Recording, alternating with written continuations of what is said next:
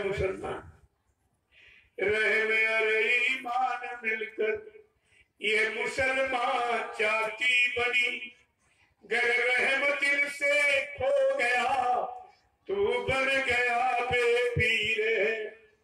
है खुदा खुद भी खुदी और खुद खुदा से दूर है। और जिसमें जितने देखता शब में खुदा का नूर है। कह रहे फकीर कोई शरीर ऐसा है जिसमें खुदा की रूह नहीं बैठी, चाहे कीड़े मकोड़े पशु पक्षी आदमी इंसान जितने जीव हैं सब में खुदा की रूह और परमात्मा की चेतन जीवात्मा बैठी। जितनी रूह जीवात्मा इस शरीर में नहीं रहेगी ये शरीर मुर्दा हो जाएगा। ये केवल रूह जीवात्मा के कारण जिंदा चलता फिरता खाता पीता काम करता नजर आ रहा है। और आपने उस रूह जीवात्मा के बारे में कुछ नहीं कहा। जो आए उनको भी आपने नहीं पहचाना, लेकिन समझा के क्या कह रहे हैं। कितनी बड़ी बात है। हर जिस्म जर्रे में खुदा ने रूह को दाखिल किया। हर जिस्म जर्रे में खुदा ने रूह को दाखिल किया। जिस जिस्म को तू काटता उसमें खुदा भरपूर है। खुदा खुद भी खुदी और खुद खुदा से दूर है। और जिसमें जितने देखता सब में खुदा का नूर है। कहा खुदा कहा मैंने कोई जिस्म शरीर ऐसा नहीं बनाया जिसमें बनी रूह को नहीं दाखिल किया। परमात्मा कह रहा मैंने कोई शरीर ऐसा नहीं बनाया जिसमें मेरी जीवात्मा न बैठी। तो तुम शरीर को नहीं काटते हो, जीवात्मा के रहने के मकान को खराब करते। जो अपनी जीवात्मा रूह को रहने के लिए खुदा परमात्मा ने ये मनुष्य मंदिर जिस्मानी नदी बनाया, आप इसको काटते पीटते खराब कर रहे हो तो खुदा सख्त सजा देगा। इसमें कोई माफी आपको नहीं मिलेगा। और आप झूठी आवाज लगा रहे हो, कितनी जोर से चिल्ला रहे हो कि बिस्मिल्लाह रहमान को कोहरावता। बिस्मिल्लाह रहमान को कोहरावता। बन गया तू खुदो का दिल समझे खुदा को दूर है। खुदा खुद भी खुदी और खुद खुदा से दूर है। और जिसमें जितने देखता शब में खुदा का नूर है। फिर फकीरों ने समझा के क्या कहा है। करता गुनहगार बनकर अंत तो जख जाएगा। करता गुनहगार बनकर अंत तो जख जाएगा। दरबार हो गए जब खुदा के और तब तू क्या बतलाएगा। क्या कह रहे हैं कि तू जिस शरीर को छोड़कर तेरी रूह फरिश्ते जमदूत आएंगे तेरे सीने पर लात रखी मार मार पीट पीट के जबरदस्ती रूह जीवात्मा को इस जिस्म शरीर से निकाल कर और खुदा और भगवान के दरबार में पेश कर दिया। फिर खुदा भगवान पूछेगा मैंने तुम्हारे हित के लिए अच्छी सच्ची बात बताने के लिए सच्चे अच्छे रास्ते पर चलाने के लिए इंसानी मानव भोजन की जानकारी देने के लिए मैंने पीर पैगंबर औलिया मुर्शिद कामिल साधु संत महात्मा फकीरों को भेजा। तुमने उनकी एक भी बात नहीं मानी। इनको मैंने भेजा तुम्हारे वास्ते, तुमने उनकी बात नहीं मानी।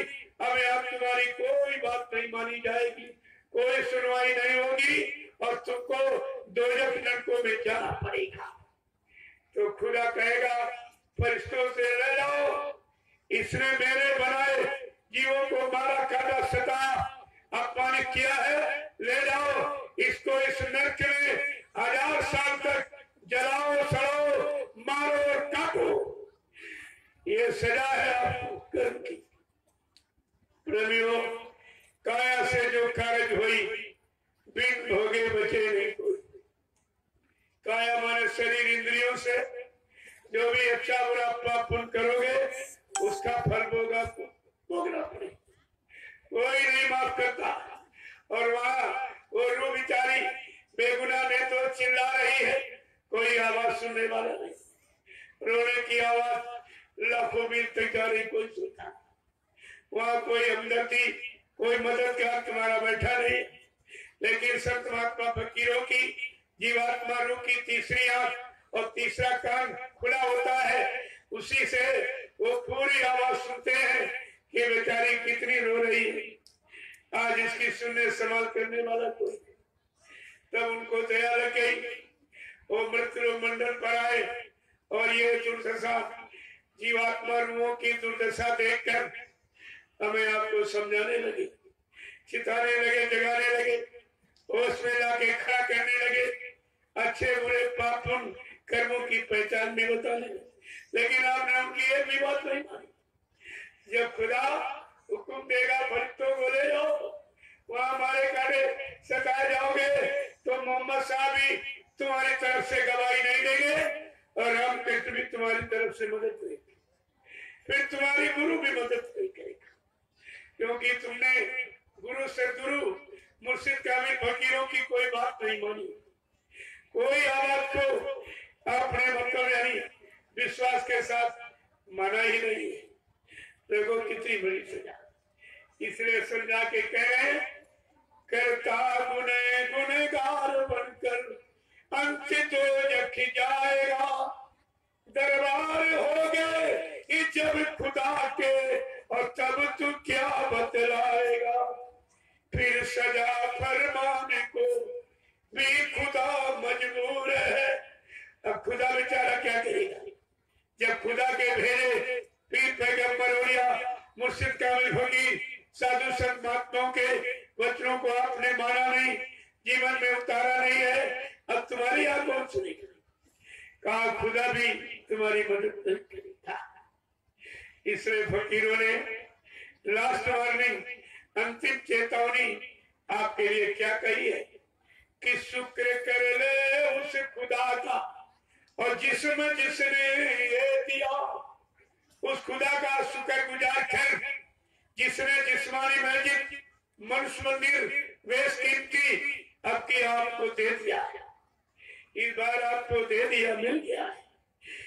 क्या कह रहे हैं कि शुक्र कर ले उस खुदा का और जिसमें जिसने ये दिया, और पाप रखे इस जिस्म को सबने इसे सिजदा किया, स्वाद के फिरके में फंस गए। सिजदा माने प्रणाम। फकीर महात्माओं को लोग प्रणाम क्यों करते? उन्होंने इसे पाक साफ रखा है और तुमने इस मंदिर को गंदा कर दिया। तुमने गंदा कर दिया, तुम्हें कोई नहीं पूछता। उन्होंने पाक साफ पवित्र रखा, उनकी पूजा हो रही है। क्या कह रहे हैं? कितनी बड़ी देखिए, शुक्र कर ले उस खुदा का और जिसमें जिसने ये दिया, और पाक रखे इस जिस्म को सबने इसे सिजदा किया, स्वाद के फिरके में फंस गए। बस तो यहाँ करके गिर गया कि जवान के क्षणिक स्वाद के लिए खुदा परमात्मा के बनाए कितने जीवों को मारा काटा सताया, और ये जवान भी जला के रात दी, जवान भी गड्ढा खोद के गाड़ दी जाएगी। जिस जवान के स्वाद के लिए खुदा भगवान के बनाए कितने जीवों को मारा काटा सताया अपमानित किया। क्या कह रहे हैं? स्वाद के फिरके में फंस कर क्यों बना मगरूर है, खुदा खुद में खुदी और खुद खुदा से दूर है, और जिसमें जितने देखता सब में खुदा का नूर है।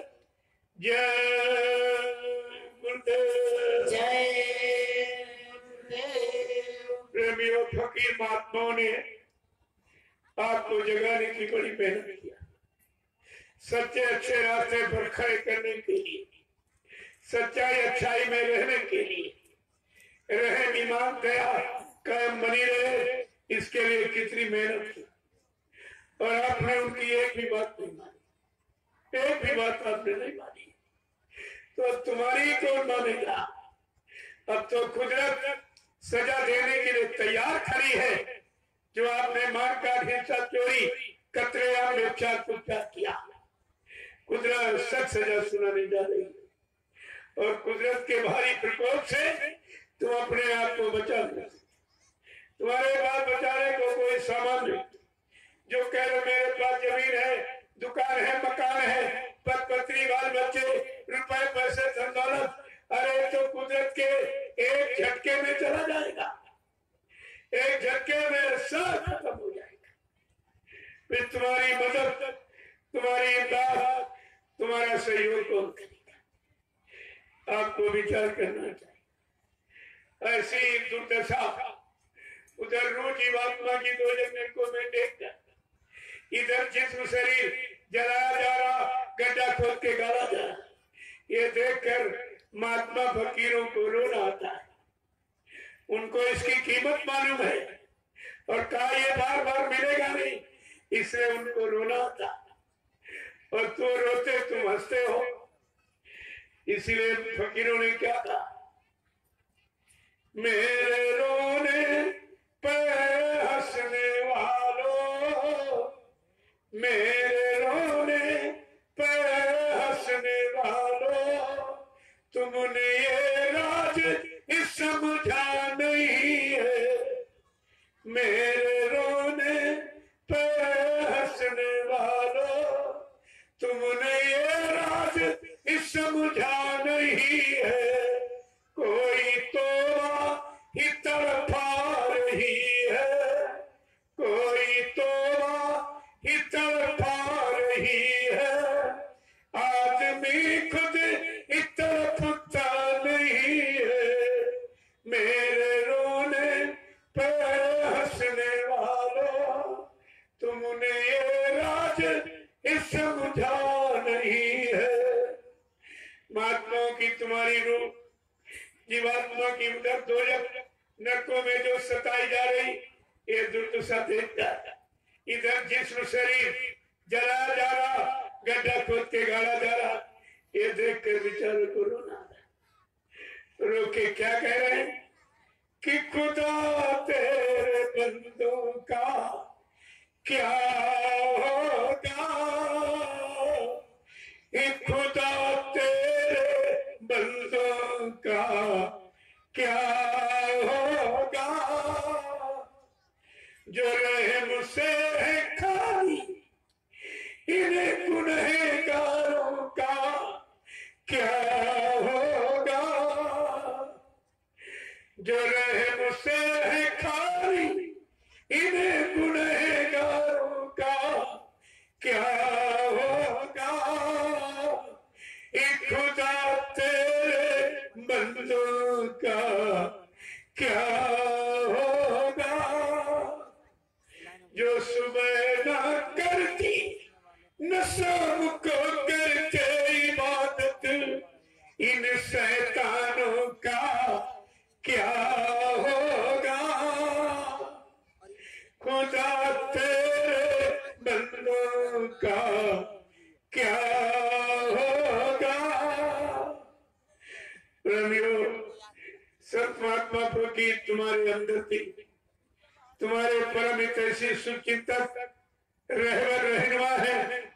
इसलिए उनको इस रूह जीवात्मा जो दो नरकों में सताई जा रही है, ये जिस्म शरीर वेश कीमती जो बार बार नहीं मिलेगा। यहाँ परिवार के लोग जला के राख कर रहे हैं, गड्ढा खोद के गाड़ रहे हैं, ये देख करके उनको रोना आता है। और आप उनके रोने को समझ नहीं देते। तुम्हारी रूह के लिए, तुम्हारे अमोलक जिस्म के लिए रोते। वो अपने लिए, अपने मान सम्मान धन दौलत राजपाट के लिए नहीं रोते, वो रूहों जीवात्माओं के लिए रोते। और आप कुछ नहीं सोच पाए। जब जब महात्मा फकीर आए, क्या किसी ने पहचाना उनको है? अरे जब काल शक्तियां देश के समाज सुधार के लिए आई, जब उनको नहीं पहचान पाया, न राम को न कृष्ण को, यानी मोहम्मद साहब को, ईसा मसीह को सूली पर चढ़ा दिया, किसने पहचान?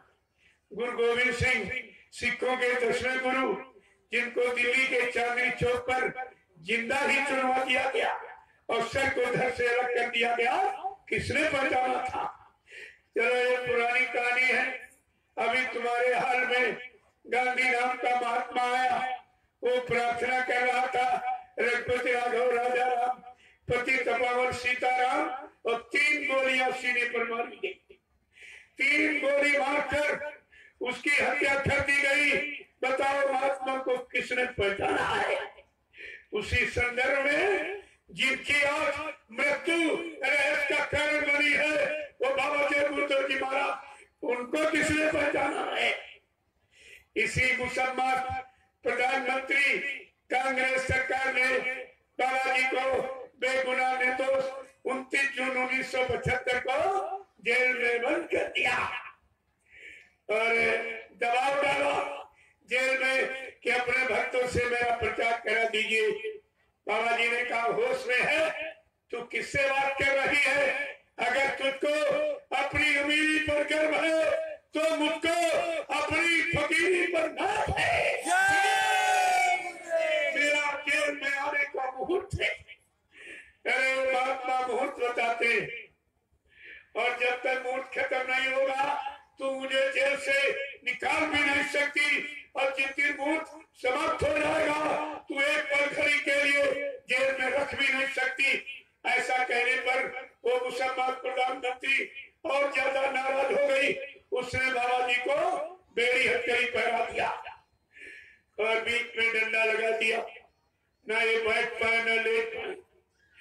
जो सजा चोर डकैत कतरी को आज वो संत महापुरुष को दी जाए। प्रेमियों, कितना बुरा इसका परिणाम होगा, जिसको बाबा जी ने खुद कहा, जो हमसे टकराएगा वो चूर चूर हो जाएगा। इतना स्पष्ट कहा, जो हमसे टकराएगा चूर चूर हो जाएगा। उस मुसलमान प्रधानमंत्री इतनी नाराज हो गई, बाबा जी को एक कटघरे में बंद कर दिया। 6 महीने के लिए इनको भोजन पानी नहीं मिलेगा, हवा प्रकाश, ये बाबा मर जाएंगे। मार डालने का कितना बड़ा प्रयास, और वो कर गया। उत्तर प्रदेश की जिला जेल में हेलीकॉप्टर के द्वारा रातों रात, कभी जिले की जेल में, कभी उस जिले की जेल में, कभी जिले की जेल में। जब 6 महीने पूरे हो गए, इन लोगों ने सोचा अब तो बाबा मर गए होंगे। वो कर गया, दिल्ली की तिहाड़ जेल में खोला गया। प्रेमियों, एक भव्य प्रकाश निकला और बाबा की साधना ली और कपड़े एकदम प्रेस की हो गई।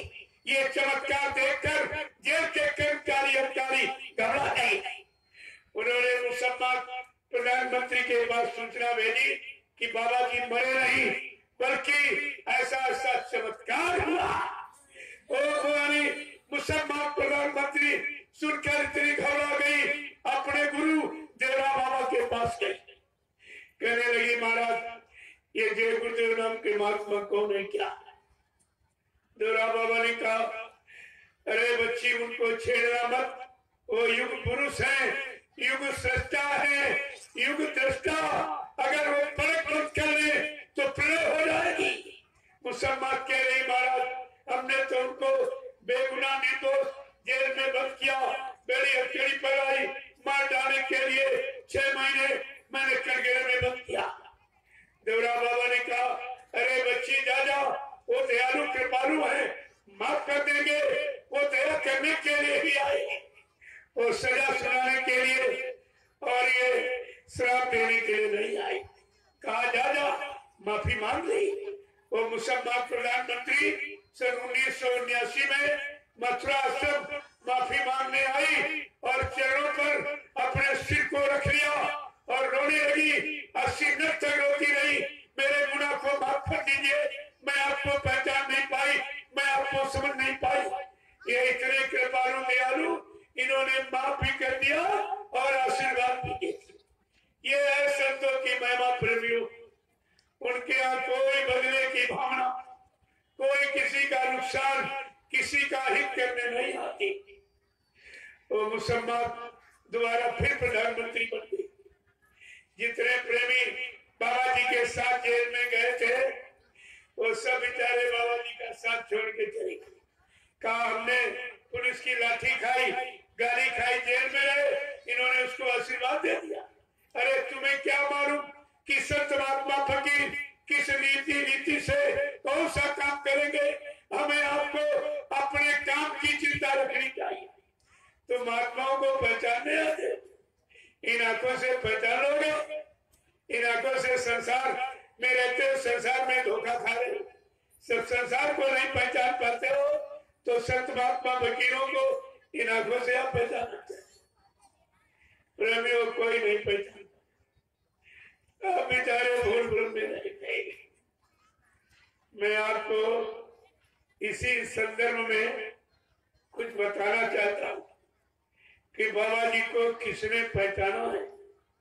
ये 40 आदमी जो आश्रम पर रहते, जिनको बाबा जी ने कितनी बार कहा बच्चा जो मेरे यहाँ ये 40 लोग रह रहे हैं, इनमें किसी को महात्मा मत समझ लेना, धोखा हो जाएगा। बाबा जी इनको 30,000, 35,000, 40,000 रुपया तनख्वाह देते थे। ये सब नौकरी करते थे, कोई सेवादार, कोई गुरु भक्त नहीं था। अगर कोई गुरु भक्त होता तो प्रेमियों अपने गुरु पर कुर्बान हो जाता और झूठी कुर्बानी की खबर हिंदुस्तान में नहीं फैलाता। अगर कोई सच्चा गुरु भक्त होता, अपने गुरु पर कुर्बान हो जाता, तो गुरु की कुर्बानी की झूठी खबर नहीं फैलाता। बाबा जी ने यह भी कहा कि हमारे अपने बीच में बच्चा तीसरे को खड़ा मत करना, या कोई फरिश्ता नहीं है, धोखा हो जाएगा। मेरे साथ रहने वाला कोई व्यक्ति ये कह दे कि मैंने बाबा जी को पहचान लिया, समझ लेना बहुत झूठा है, मुझे कोई नहीं पहचानता। और बाबा जी ने चैलेंज किया था कि विश्व की सारी सियानी अगर मेरे पीछे लगा दी जाए, जब तक बच्चा मैं नहीं बताऊंगा, मुझे हिंदुस्तान में कोई पहचान नहीं सकता। जो अपनी इंसानी शक्ल की पहचान के लिए हिंदुस्तान को चैलेंज कर रहा है, प्रेमियों वो इंसान है कि भगवान का भगवान है। आपको ये जानकारी रखनी चाहिए। कहा था बच्चा, कंस चाहे मथुरा का हो, चाहे आश्रम का हो, या और कहीं घर मकान बना के रहने लगा हो, समय से मारा जाएगा। ये पहले से पहले इशारा किया गया।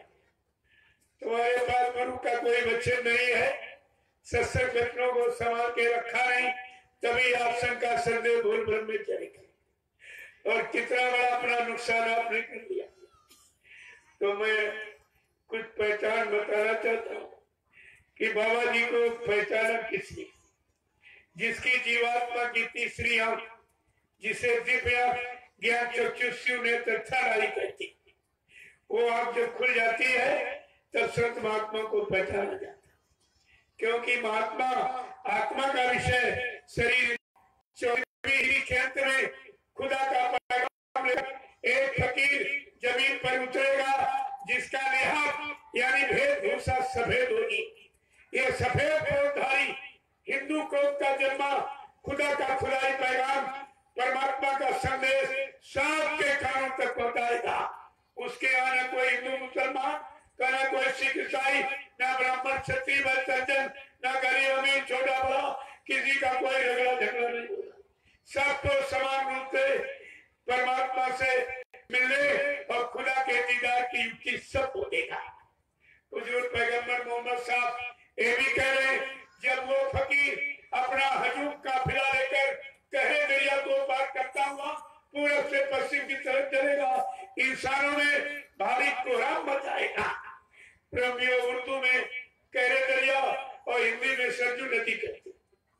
जो प्रेमी अयोध्या के काफिले में पुराने नामदारी रहे होंगे, शायद थोड़ा थोड़ा इशारा समझ सकेंगे। कहा जब वो फकीर कहरे दरिया को पार करता हुआ पूरब से पश्चिम तरफ अपना हजूम काफिला लेकर जब चलेगा, इंसानों में भारी कोहराम मच जाएगा। उस समय हिंदुस्तान की सड़कें काली पड़ जाएंगी। आज के 1400 वर्ष पहले कोई कार कोई ड्राइवर जानता था, लेकिन हुजूर पैगंबर मोहम्मद साहब की रूह जीवात्मा की तीसरी आंख खुली है, जिससे भूत भविष्य वर्तमान को देखा जाता और भविष्य के लिए पूरा रखे हुए। और कह रहे जो भी गुनहगार अपने गुनाहों की माफी उस फकीर के कदमों में जाके मांगेंगे, जीते जी इन्हीं नजरों से खुदा का दीदार पाएंगे। अगर फकीर के कदमों वचनों को न माना गया, उन पर न विश्वास किया गया, तो मोहम्मद साहब कहते कयामत आ जाएगी। प्रभु उर्दू में कयामत, हिंदी में प्रलय कहते। कहा प्रलय जैसा रूप बन जाएगा अगर संत महात्मा फकीर के वचनों को न माना गया और न विश्वास किया। ये है पहचानने वाले बाबा जी को। दूसरे पहचानने वाले कौन? संत कबीरदास। किया कबीरदास जैसे आप लोग कह रहे बाबा जी चुपके से चले गए।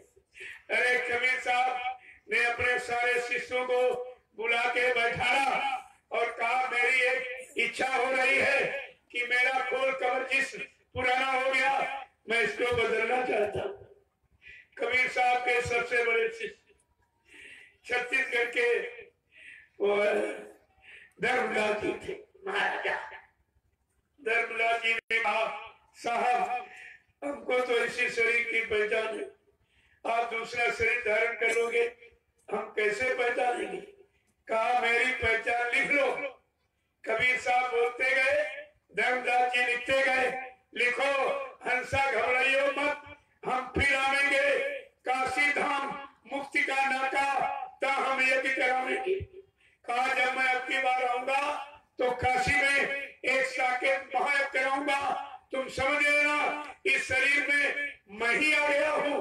बाबा जयगुरुदेव जी महाराज ने 25 फरवरी सन 1979 को काशी के दशाश्वमेध का रेती में साकेत महायज्ञ करके कबीर की पहली वाणी को सिद्ध कर दिया।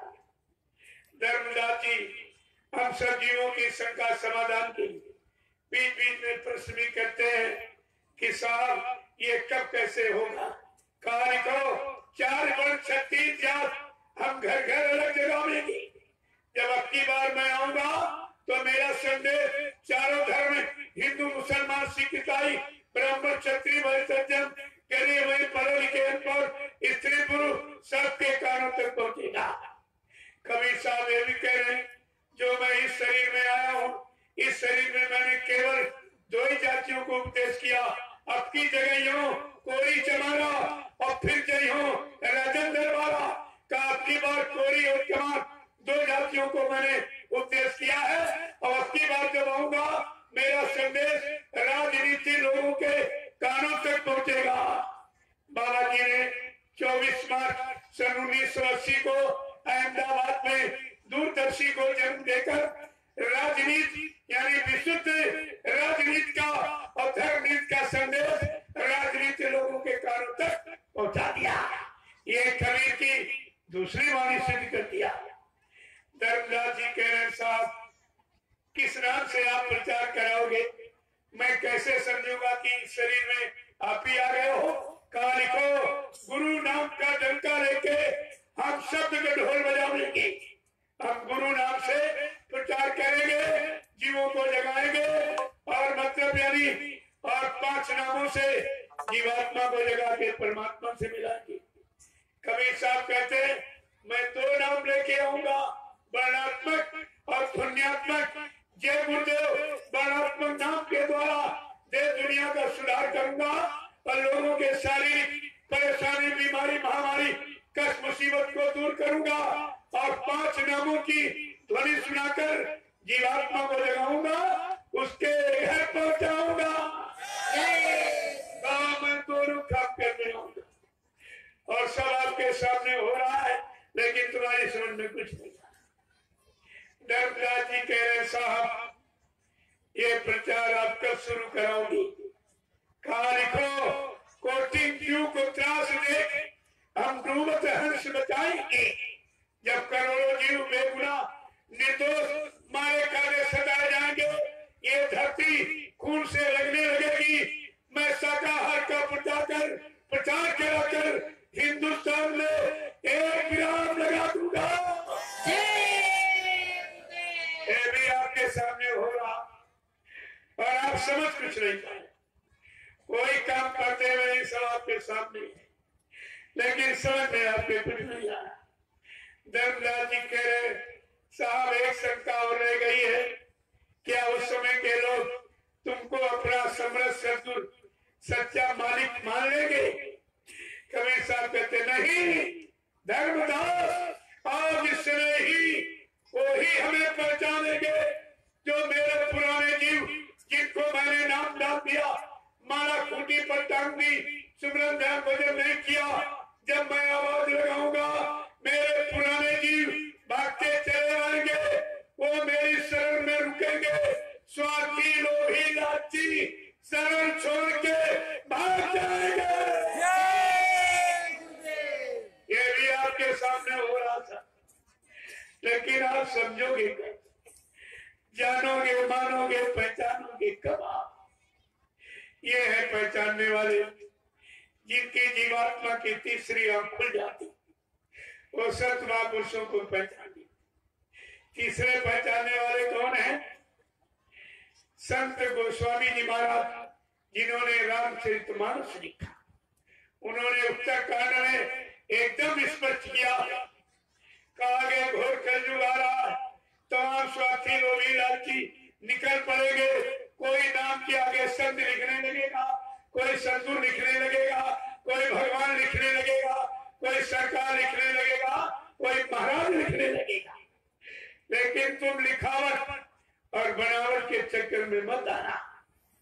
जब वो मालिक आएगा तो जीवों के लिए आवाज लगाएगा, खुल के आवाज लगाएगा और वो कहेगा आगे ना सो तबई।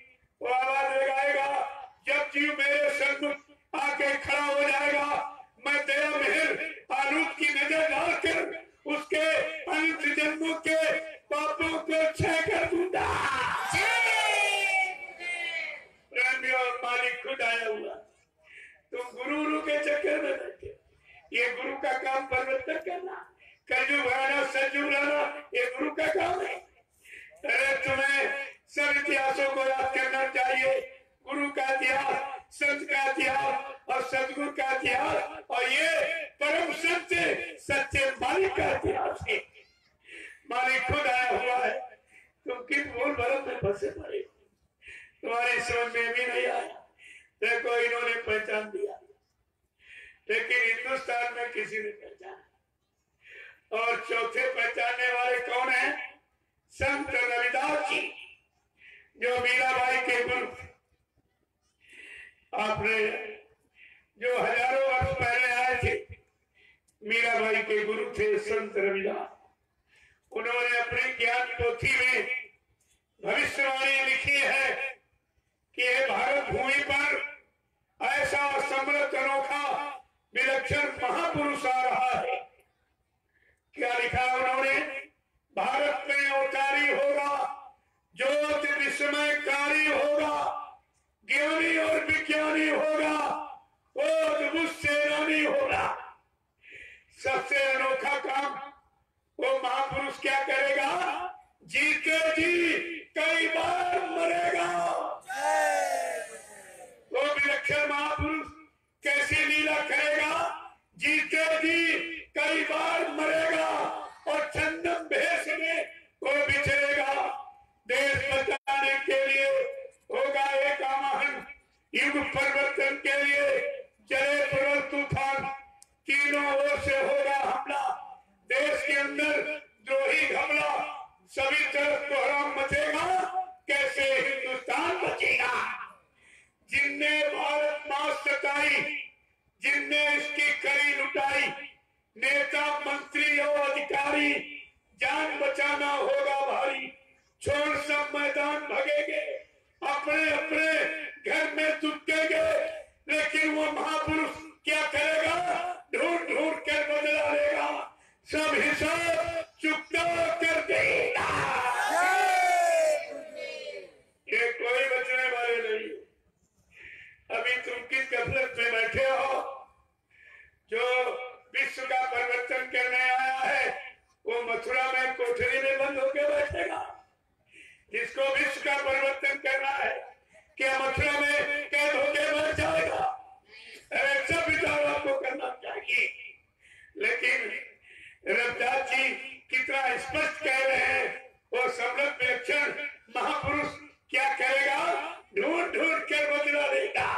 सब हिसाब चुकता कर देगा। नेता मंत्री और अधिकारी इनको जान बचाना होगा भारी। ये एक दिन छोड़ सब मैदान भागेंगे, अपने अपने घरों में चुपकेंगे, लेकिन महापुरुष किसी को छोड़ेगा नहीं, ढूंढ ढूंढ कर बदला लेगा, सब हिसाब चुकता कर देगा। आगे क्या कह रहे? चीन भारत की धुरी बनेगी, विध्वंसक ताकत उभरेगी, सभी तरफ संगीन लड़ाई, घाटे में होंगे ईसाई। देखिए क्या कह रहे हैं? इटली में कोहराम बचेगा, लंदन सागर में डूबेगा, युद्ध तीसरा अति प्रलयकारी जो होगा, भारी संहारी भारत होगा, विश्व विजेता भारत होगा, विश्व का नेता, दुनिया का कार्यालय होगा, भारत में न्यायालय होगा, तब सतयुग दर्शन आएगा, संत राज सुख बरसाएगा, सहस्र सतयुग लागे और विश्व गुरु बन भारत जागे। ये भविष्यवाणी संत रविदास जी की, जो हजारों वर्ष पहले उन्होंने लिखी। कितने प्रकारदर्शी संत होते, वो वर्तमान को सब देखते, और विलक्षण महापुरुष के बारे में कैसा इशारा कर रहे हैं, और भी कह रहे हैं जब वो सम्राट विलक्षण महापुरुष इस भारत भूमि पर आएगा, उस समय देश समाज की स्थितियां, मानव का खान पान, मानव के कर्म भाव विचार कैसे होंगे, ये सब बता रहे। एक बार रविदास ज्ञानी कहने लगे, सुनो अटल कहानी, कलयुग बात साथ सोई, बीते सहस 5-10 दोई, यानी 2017 की बात। एक लीला, एक खेल करेगा महापुरुष, वो विलक्षण महापुरुष एक खेल करेगा। क्या कह रहे हैं? आगे आगे समझा के कह रहे, बड़ा इशारा करके कह रहे हैं कि भर मावे सब स्वागत के राजा, उसके विषय में सब भ्रमित हो जाएंगे, सब जीवों को भ्रमित करेंगे अपने स्वार्थ लोभ लालच के लिए। भर मावे स्वागत के राजा, बेटी बेट तजे कुल राजा, नशा दिखावे घर में पूरा, मात बहन का पकड़े जूड़ा, अंडा मांस मछलिया खावे और भिक्षा करिए पाप कमावे, जबरन करिए भोग विलासा और सज्जन बने होए उदासा। क्या कह रहे हैं? पर नारी को गले लगाई है, नारी अति आतंक पचाई है, अपने पति को मार भगई है, पर प्यारे को गले लगाई है, कर्म देख धरती फट गई है, अंबर भी दरारे खाई है, ऐसी भीषण क्रांति की ज्वाला, तो में कूद पड़े मतवाला। वो मतवाला विलक्षण महापुरुष बच्चारी क्रांति का बिगुल बजाता हुआ, और वो कूद पड़ेगा इससे पाप में अग्नि को खत्म बुझाने के लिए।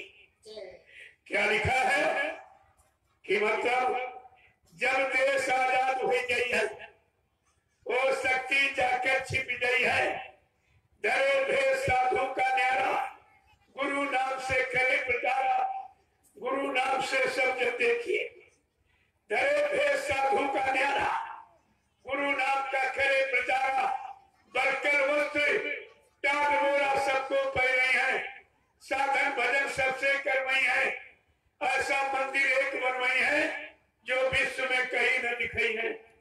पंचम कलश अनोखी मूरत और झंडा स्वयं सुरूली सूरत।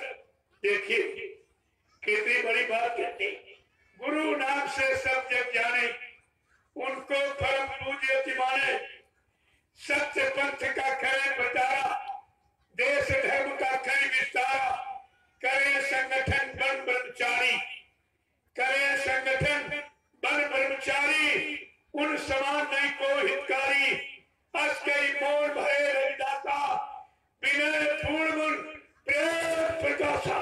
जय गुरुदेव।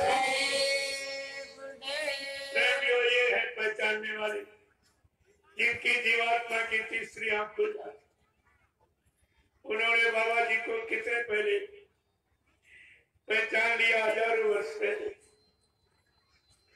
आपको ये सब जानकारी रखनी चाहिए, लेकिन हिंदुस्तान में किसी ने ये 40 व्यक्ति जो आश्रम पर रहते हैं, इन्होंने तो बिल्कुल नहीं पाया। जैसे भगवान कृष्ण के साथ पांचों पांडव 24 घंटे लगे रहे, 24 घंटे, लेकिन कृष्ण को कभी भगवान नहीं माना, कभी अवतारी शक्ति नहीं माना, विनाशकारी शक्ति ताकत वाला नहीं माना, सब उनको इंसान मानते रहे और इंसानी रिश्ते में रह गए। भगवान नहीं मानते थे, कहते कृष्ण ये मेरा नौकर है, मेरा साथी, मेरा रथ हाँकता है, ये मित्र है, सुभद्रा के रिश्ते से कहा ये मेरा साला है। ऐसी सारी रिश्ते में रह गए तो पांचों पांडव नरक में चले गए। पांचों के पांचों नरक में 24 घंटे साथ रहते हुए, क्योंकि भगवान नहीं माना उनको। इसी तरह 40 व्यक्ति जो आश्रम पर रहते, इन्होंने कभी सतगुरु नहीं माना, सम्राट मालिक अनामी महाप्रभु नहीं माना। ये 40 के 40 सब नरक में चले गए। उसी काल माया के बनाए जाल, धन दौलत, जमीन जायदाद और गद्दी और मान और सम्मान में ये सब उसी में फंस गए। ये भी सब नरक में चले गए। तो बाबा जी को किसने पहचाना? आपने शायद एक नाम सुना होगा, पढ़ा होगा आपने, संत साईं बाबा। साईं बाबा जो दक्षिण भारत के कर्नाटक प्रांत के सिड़ी गांव में बैठा गुप्त संत। ये गुप्त संत, इनकी जीवात्मा की तीसरी आंख खुली है। इन्होंने बाबा जय गुरुदेव जी महाराज का परिचय दिया, थोड़ा सा परिचय। उनका एक फॉलोअर इंग्लैंड का, उनका शिष्य अंग्रेज, वो मथुरा कृष्ण जन्मभूमि देखने गया। जब वहां पे वापिस लौटा तो रास्ता वही है, आगरा दिल्ली बाईपास रोड, मथुरा मलवा, जहाँ बाबा जय गुरुदेव जी महाराज ने गरीबों की खून पसीने की कमाई से नाम योग साधना मंदिर का निर्माण किया। जब अंग्रेज मंदिर के सामने आया तो नाम योग साधना मंदिर हिंदी में लिखा, तो बेचारा नहीं पढ़ पाया, लेकिन मंदिर की चोटी पर क्या लिखा? जय गुरुदेव टेम्पल। अपनी भाषा का सच पढ़कर उसके अवसर की सीमा टूट गई। वो अंदर में सोचा, हिंदुस्तान के सारे विश्व में राम नाम के मंदिर, कृष्ण नाम, हनुमान, शंकर, देवी देवताओं के नाम के मंदिर मैंने सुने, लेकिन जय गुरुदेव नाम का मंदिर तो मैं पहली बार सुना। जिसको बाबा जी ने खुद कहा, बच्चा ये विश्व की प्रथम इमारत, अभी मंदिर का 7 आने का हुआ है, 9 आने का बाकी है। जिस दिन पूरा मंदिर बनके तैयार हो जाएगा, इसका मेन गेट दरवाजा 21 गुम्बद का होगा, जिसको विश्व के लोग देखने आएंगे। और बाबा जी ने यह भी कहा, इसी मथुरा मंदिर परिसर में मैं हेलीकॉप्टरों का ताका लगा के दिखा दूंगा। विदेशी आएंगे, इस जमीन को सीधा प्रणाम करेंगे, चरण रथ को मस्तक पर लगाएंगे और प्रसाद समझकर अपने मुंह में डालेंगे, रुमाल में बांध कर अपने देश ले जाएंगे। क्या प्रेमियों, ये सब काम हो गया? जो तुम कहते हो काम करने वाला चला गया।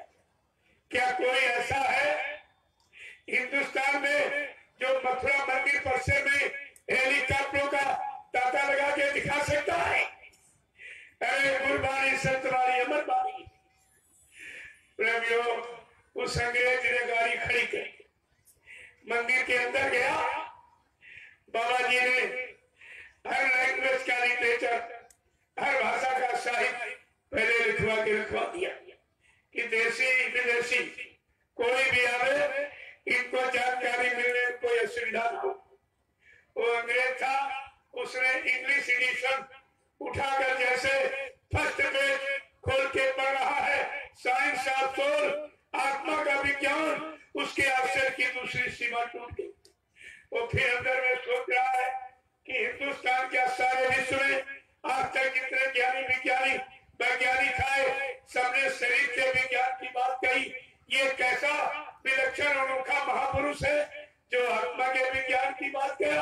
साइंस साहब सोल को गांठ से मिलाने वाला संत यही बैठा है, खुदा का दीदार कराने वाला आला फकीर यही बैठा है, और जीवात्मा को परमात्मा से मिलाने वाला समर्थ सद्गुरु यही बैठा हुआ।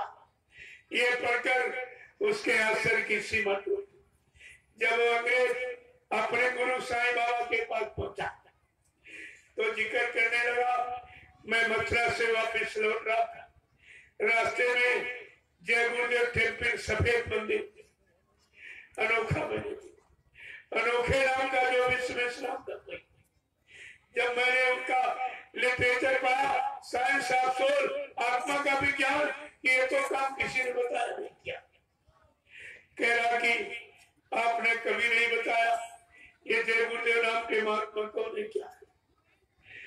साईं बाबा से बार बार पूछा, साईं बाबा चुपचाप बैठे, अपनी भाषा में ओ माय गॉड संबोधन में बार बार कह के साईं बाबा सोच रहे कि अगर हिंदी में बताऊंगा ये अंग्रेज है, इसकी समझ में नहीं आएगा।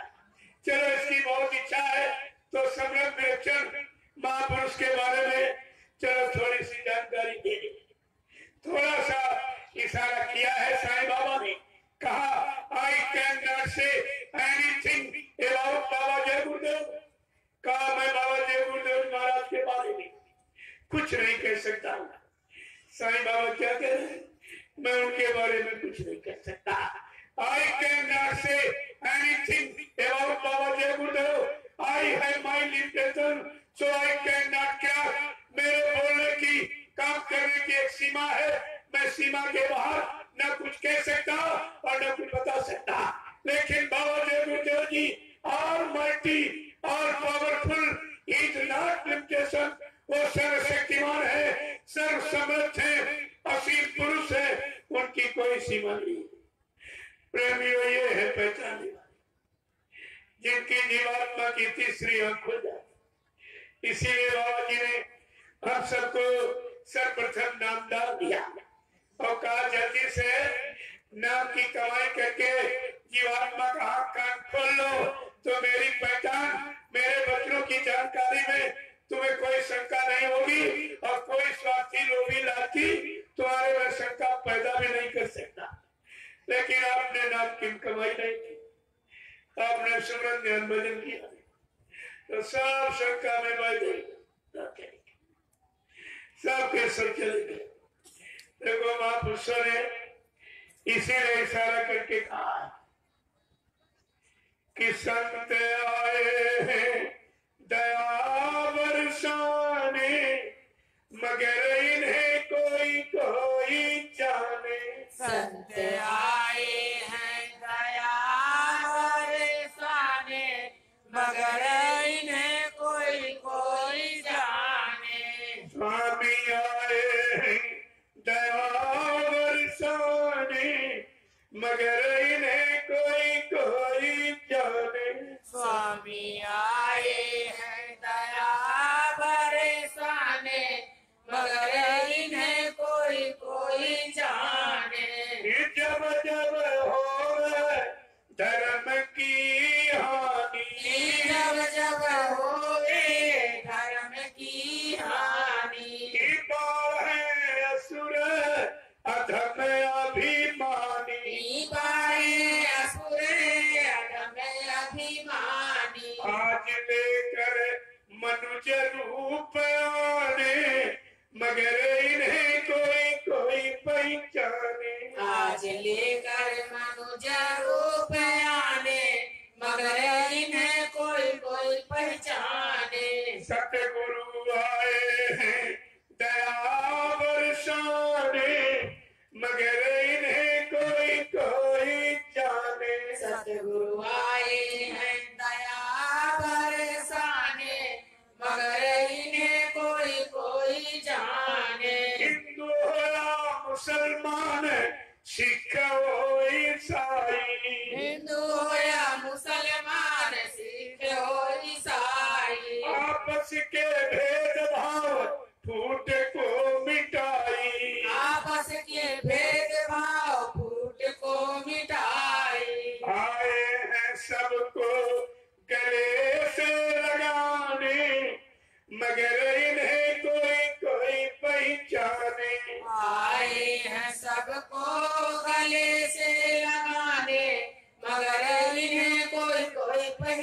जाने। स्वामी आए हैं दया बरसाने, मगर इन्हें कोई कोई जाने। स्वामी आए हैं दया बरसाने, मगर इन्हें कोई कोई जाने।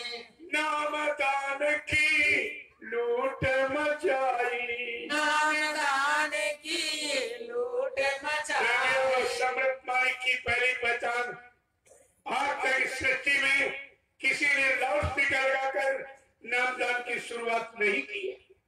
अब तो बहुत से लोग नकल करेंगे, लेकिन शुरुआत किसी ने नहीं की। नामदान का मतलब समझते लाउड स्पीकर लगा दे। जो समर्थ महापुरुष सारी सृष्टि को मानव योनि में परिवर्तित करने की ताकत रखता है, आप उसको इंसान कहते हैं कि नामदान की लूट मचाई। नामदान की लूट मचाई। और निज घर जाने की राह बताई। निज घर जाने की राह बताई। आए हैं सबको बुलाने, मगर इन्हें कोई कोई पहचाने। आए हैं सबको बुलाने, मगर इन्हें कोई कोई पहचाने। आए हम सबको लिवाने, मगर इन्हें कोई कोई पहचाने। आए हम सबको लिवाने, मगर इन्हें कोई कोई पहचाने। स्वामी आए हैं दया बरसाने, मगर इन्हें कोई कोई जाने। स्वामी आए हैं दया बरसाने, मगर इन्हें कोई कोई जाने। जय गुरुदेव, जय गुरुदेव, जय गुरुदेव, जय गुरुदेव, जय गुरुदेव, जय गुरुदेव। जय गुरुदेव। नाम किसका? प्रभु का, जय गुरुदेव। नाम किसका? प्रभु का, जय गुरुदेव। नाम किसका? प्रभु का। प्रभु का प्यारा नाम। जय गुरुदेव। सब लोग खड़े हो जाओ, खड़े हो जाओ आप लोग।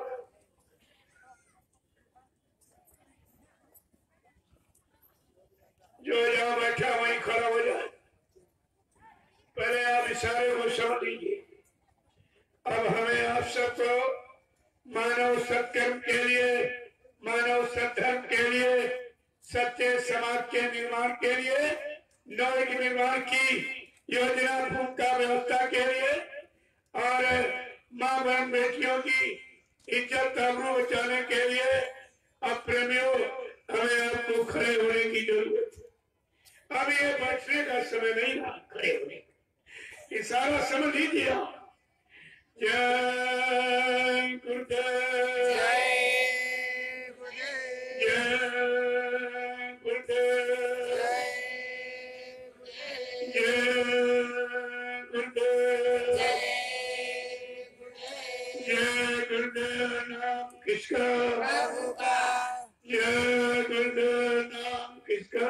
प्रभु का, जय गुरुदेव। नाम किसका? प्रभु का।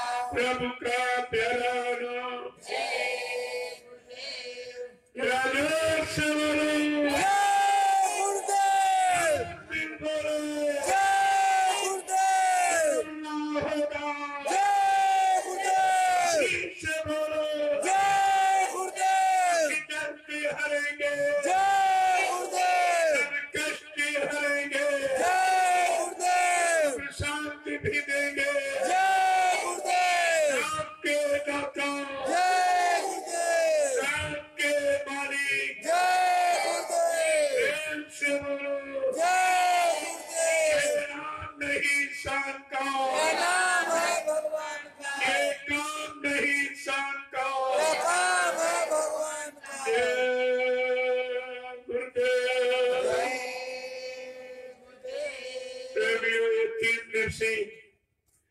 आध्यात्मिक सत्संग समारोह जन जागरण कलयुग जाना सचिव है। आज ये सदगुरु दयाल की दया से निर्विघ्न समापन हुआ। कोई विघ्न बाधा नहीं है। कार्यक्रम के पहले कुदरत ने अपना काम किया, बरसात करके मौसम ठंडा कर दिया और कार्यक्रम में आपको पूरा मन कर दिया। इस कार्यक्रम में कोई बाधा नहीं पड़ी, यानी कुदरत को भी अच्छे सच्चे ईमानदार चरित्रवान शाकाहारी सदाचारी ब्रह्मचारी लोगों की जरूरत है कुदरत को, और इसी से परिवर्तन होता है। और आपको ऐसा ध्यान में रखना चाहिए। सदगुरु दयाल की महान दया के पास ये निर्विघ्न समापन में कोई बात नहीं। और आपको ये हमेशा विचार करना चाहिए, जिसके साथ में कुदरत है उसका कोई क्या कर सकता और उसके काम को रोक कौन सकता। इतना तो आपको विचार रखना ही चाहिए था।